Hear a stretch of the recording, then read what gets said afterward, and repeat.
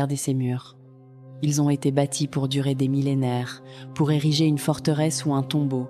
Ce sont des murs de pierre, lourds, humides, imprégnés de l'humidité de la terre. C'est le labyrinthe des esprits. Ce n'est pas un simple monument historique. C'est un organisme vivant, un piège conçu par une entité maléfique. Il s'est caché dans la pierre, attendant le bon moment. C'est le prisonnier de la pierre. L'entrée secrète. Les gens entrent, les touristes, les curieux, ils sourient, ils photographient, ils pensent être des spectateurs d'un passé lointain. Mais pour le labyrinthe, ils ne sont que des âmes errantes.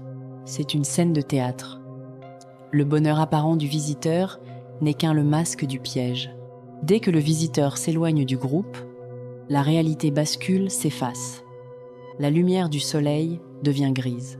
Le bruit du vent change, devenant un murmure sinistre. Le visiteur se sent observé. Il tourne sur lui-même et ne voit personne.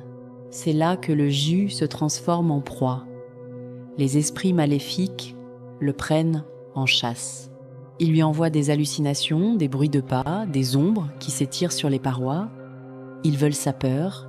Le prix à payer est le jeu du miroir.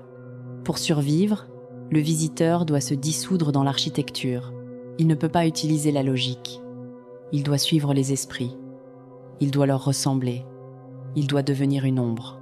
S'il reste une âme, il deviendra une chose morte s'il ne parvient pas à fusionner avec eux. Le prix, c'est de perdre son humanité, de devenir une ombre errante pour l'éternité. Il finit par s'asseoir près d'une statue ou se noyer dans un puits caché. Le labyrinthe l'a vaincu. Il est entré mort, mais son âme est restée là, hantée pour toujours. Merci d'avoir regardé. À très bientôt.